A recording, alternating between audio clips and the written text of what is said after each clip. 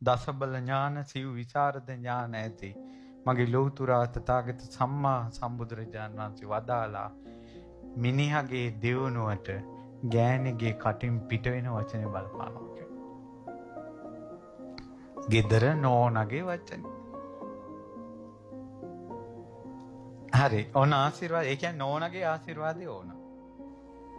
ඇයි අර තියෙනවනේ කෙල්ලන්ගේ ඉවසන්න බෑ. ඒක යසෝදරාව සරණ යන්න කියන්නේ ඒකයි.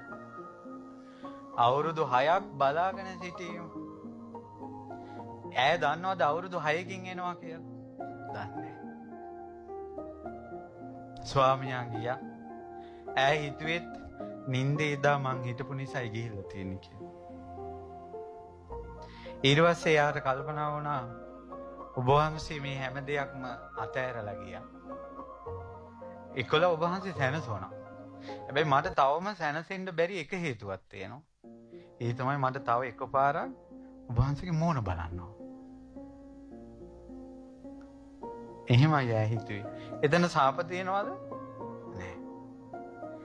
ඊට පස්සේ කියනවා මට පුළුවන් උපරිම ආදරේ සෙනෙහස ඔබ වහන්සේට දුන්නා. හැබැයි මට දැන් හිතෙනවා මගේ ආදරේ චූටි දෙයක් ඔබ වහන්සේට මේ මිනිස්සු ගැන තියෙන කරුණාව ඉදිරියේ. ඒ දුක කීමේ දුකක්නේ කියන්නේ. සාපයක් තියනවද? සාප නැහැ. එදා කපිලවස්තුවට පැමිණියා. එතුමා කපිලවස්තුවට බුදුරජාණන් වහන්සේ පැමිණියාට පස්සේ සියලු දෙනා බුදුරජාණන් වහන්සේගේ පාවන් දෙන්න ගියා. මම්මගේ සිතවිල්ලකින්වත් වචනයකින්වත් ඔබ වහන්සේ යන ලෝකෝත්තර මාර්ගයට මං වරදක් කළේ නැහැ කියලායි මම හිතන්නේ. මං හිතන දේ හරිනම් මට ඒක ඔප්පු කරලා පෙන්වන්න ඔබ වහන්සේ වඩිනකල් මං එන්නේ නැහැ කිව්වා. එනේ ස්වාමි භක්තිය බුදු කෙනෙක් ඉදිරියේ පරීක්ෂාවට ලක් කළා. ඔබ වහන්සේ පංච නේත්‍රයෙන් ලෝකෙ බලන ලෞතර බුදුරජාණන් වහන්සේ වැඩියා. අද මැසේජ් එකක් ගහලා රිප්ලයි එක ඉන්න පරක්කු වුණොත් අවුල් වෙනවා. කෝල් එකට මිස් කෝල් එකට කෝල් එක ගත්තේ නැත්නම් අවුල් වෙනවා. දවසක් කතා කරේ නැත්නම් අවුල් වෙනවා. ඈ යසෝදරා නැවත සිදුවත් මහ බෝසතාණෝ කවදා කොතනක කොහේ අවසන් හුස්ම පොදේදිවත් දකීද දන්නේ. නමුත් ඔහු වෙනුවෙන් ජීවිතයේ ආදරය සම්පූර්ණයෙන් පුදලා. ඒ වාගේ පතිනියක් නිසා තමයි ස්වාමියාට එච්චර ආශිර්වාද කරපු නිසා ඈ ස්වාමියා මල ස්වාමියා වෙනුවෙන් අඬද්දී කිඳුරා වෙනුවෙන් අඬද්දී සක්‍ර දේවේන්ද්‍රයා පණ අරන් එනවා යාට පණ දෙන්න. ස්වාමියාට සාප නොකරපු බිරිඳක් කවදාවත් සාපේ නැහැ ජීවිතේ. දැන් ගෙවල් වල තියෙන රණ්ඩු මොනවද?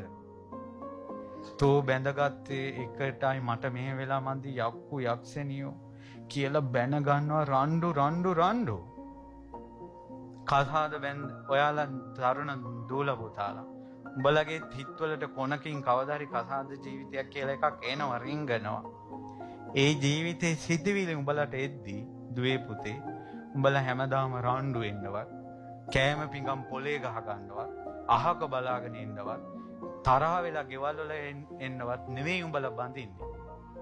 ඒකට නෙවෙයි නම් බැන්දේ. ඒවා නෙවෙයි නම් පැතුවේ. බැන්දට පස්සේ මොකද්ද මේ වෙන්නේ? මොකද්ද මේ රණ්ඩු? මොකද්ද මේ දමල ගහලා යන්නේ? මොකද්ද මේ තෝතෝ කියලා ඇඟිල්ල දික් කරගන්නේ? එක්කද සාපේ? යසෝදරා සාප කළා.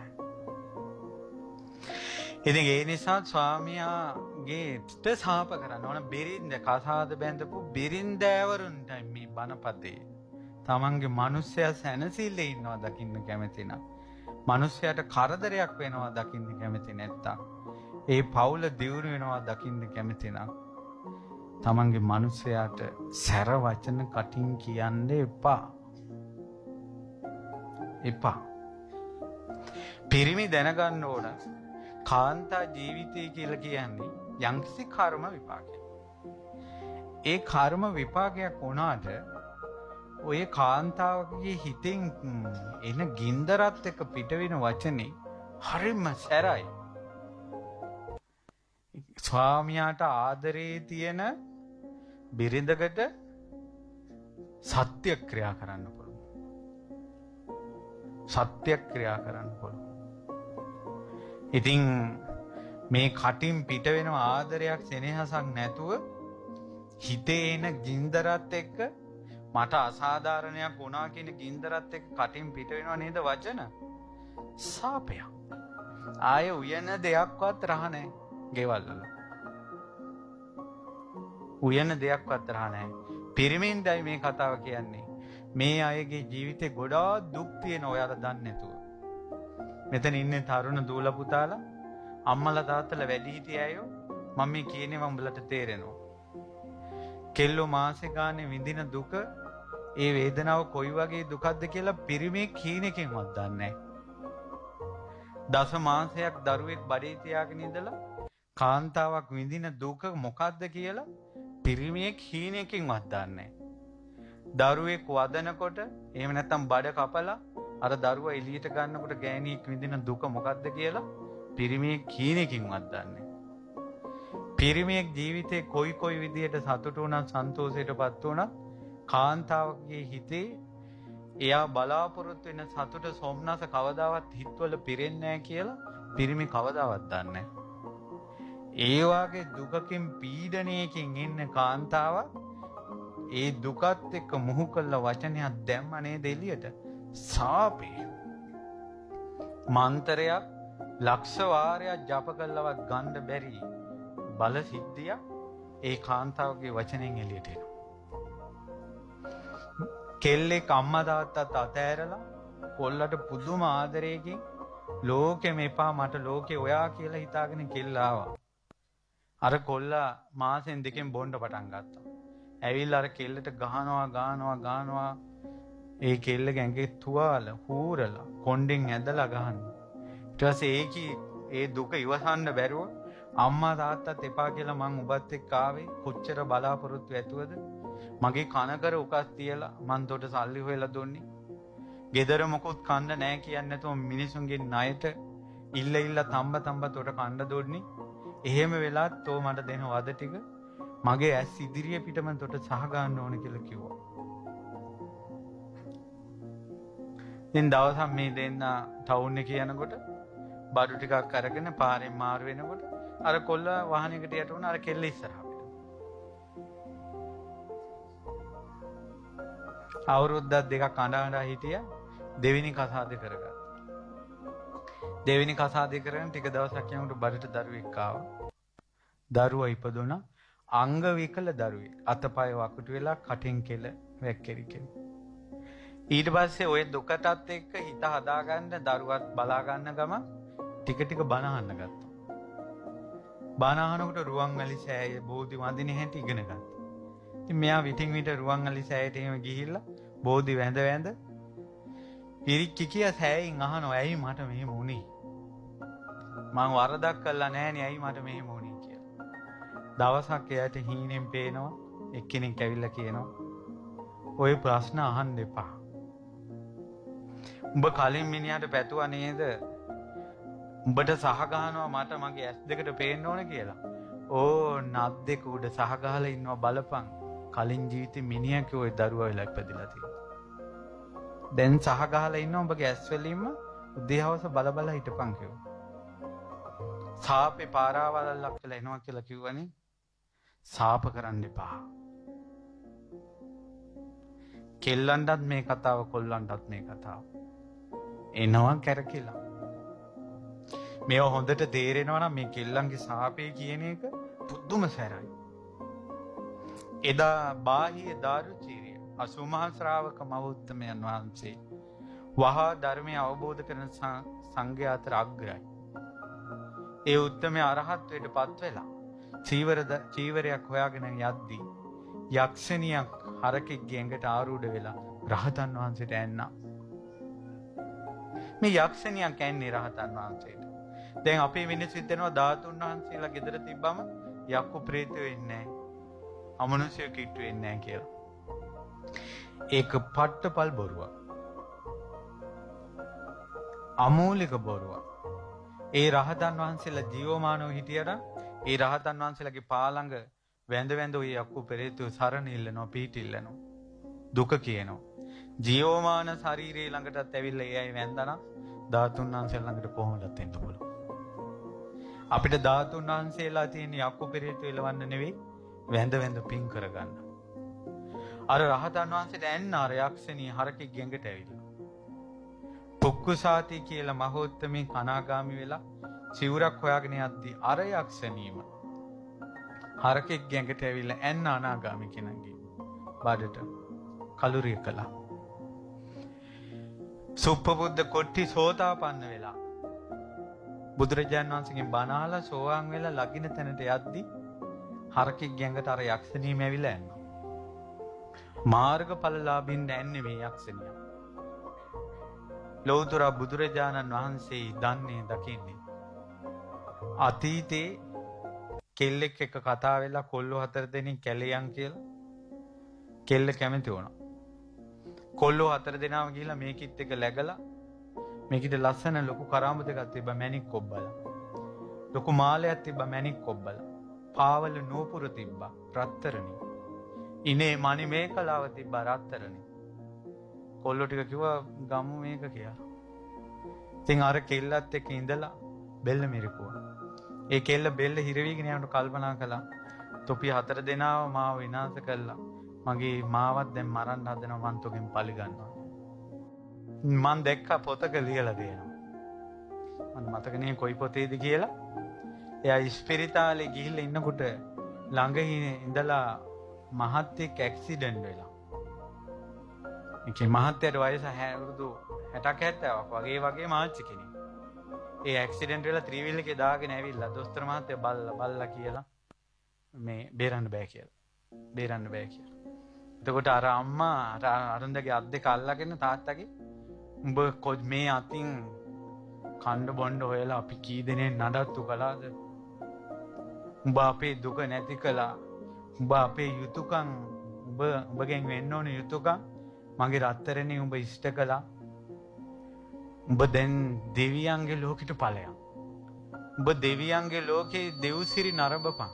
මගේ මැනික කියලා ඇඬුවා කියනවා. ඉතින් මේ ළඟ හිටපු කෙනා ඒක ලියලා මං අද ඒ විස්තරي කිව්වා. මට මතක නෑ මොකෙද තිබ්බේ කියලා. පොතක තිබ්බේ. ඒ මිනිස්සයා පෙරේතෙක් කියලා ඉන්නේ. දිව්‍ය ලෝකේ ගැනම කිව්වා. උඹගෙන් ආයේ අපිට ගන්න දෙයක් නෑ. උඹගෙන් යුතුයකම් ඉෂ්ට වෙලා තියෙන්නේ. මගේ මැනික උඹ මට ණය නෑ, අපිට ණය නෑ, දරුවන්ට නෑ. මේ අතින් කොච්චර කන්ට හොයලා ගෙනත් දුන්නද? දැන් අවසන් හුස්ම ටික උඹ හෙලන්නේ. දෙවියන්ගේ ආනෙට නැගපන්. දෙව්සිරි නරඹපන්. දෙවියන්ගේ ලෝකේ සතුටු යන්නේ මගේ මැනික කියලා. එහෙම නෝනලා ඉන්න. මේ රුවන්වැලි මහසෑය ජයසිරි මහ බෝල් සමිඳු තවම වැඩ සිටින්නේ. මේ බණපද තවම ඇහෙන්නේ. ඒ වගේ අහිංසක සිත් තියෙන කාන්තාවෝ, බිරෙන්දෑවරු, ගුණවත් මිනිස්සු තවමත් මිහිපිට සිටින නිසා. කොල්ලෝ කෙල්ලන්ට කොච්චර නාස්ති වෙලා කියලා ලෝකෙම කෑ ගැහුවත් මේ කොල්ලෝ කෙල්ලෝ අතර පුදුම ළමයි ඉන්නවා. එවුන් එකෙක්වත් මේ ලෝකේ නැත්තම් ධාතුන් වහන්සේලා පිරිනවම් පාන. බෝධීන් වහන්සේලා අතුරුදහන්. ඒ ධාතුන් වහන්සේලා බෝධීන් වහන්සේලා තවම වැඩ හිටින්නේ ඒ වගේ මිනිස්සු ඉන්න නිසා. තමන්ගේ මිනිස්සයාට තවම තෝ කියලා කතා කරලා නැති අවුරුදු 50ට පෞල් ජීවිත ගත කරපු මිනිස්සු ඉන්නවා. එක මහත්තයෙක් ආයේ පොතේ මේ මහත්තයාගේ නෝනා ගැන ලියලා තියෙනවා.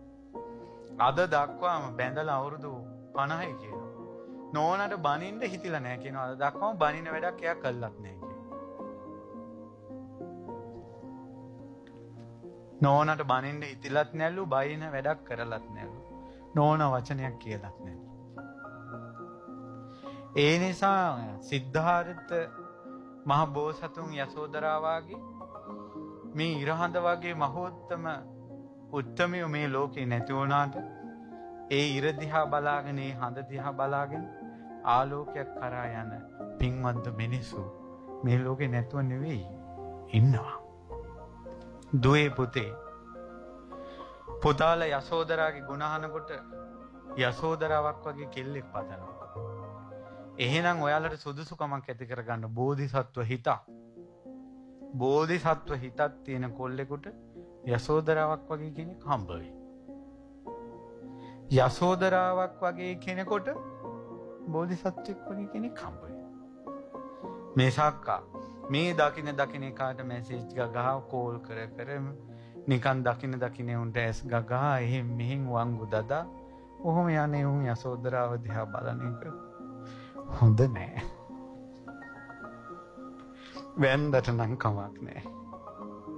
දහසක් පව් ගෙවෙන්නේ උත්තමයන්ට වැන්දට කමන්නේ. තමන් ඉන්න තැන බලන්න. තමන්ගේ චරිතයටයි හරියන කෙනා හම්බෙන්නේ. අතීතෙත් අනාගතෙත් වර්තමානයේ ධාතු එකතු වෙන්නේ. හීන ධාතුත් එක්ක එකතු වෙනවා. ප්‍රනීත ධාතුත් එක්ක එකතු වෙනවා. අසූචි එක්ක එකතු වෙනවා. මුත්‍රා එක්ක එකතු වෙනවා. කිරි එක්ක එකතු වෙනවා. සුවඳ එක්ක එකතු වෙනවා. ඔයාලට හරියන එක්කෙන ඔය ලැබිලා තියෙන්නේ. ඒකයි කොල්ලන්න කෙල්ලන්න ජීවිතේ ටිකක් ගුණවත්කම ඇති කරගන්න, පින්වන්තකම ඇති කරගන්න උඹලා ටිකක් කාලයක් හිටපල්ලා. මේ අවුරුදු 15 16 වෙනකොටම මගුල් නටන්න හදන්න නැතුව ටිකක් හිටපල්ලා පිනක් ජීවිතේට ගන්න. ජීවිතේට පින් පුරව ගන්න. පොඩ්ඩක් කාලයක් මේක ජීවිතේට පිනක් පුරව ගන්න කාලයක් දෙන්නේ නැහනේ. ඇයි ওই ජීවිතවලට දුක රැස් කරගන්නේ? ඇයි අනාගතය අඳුර කරගන්නේ? මේ වගේ ශාප කියලා එක්ක ජීවිතවලට වැඩ කරනවා කියලා. දුවේ පුතේ ඔයාලා අහන්නේ අදනේ. නැත්තම් කටවල් කීයකින් ශාප වදීද?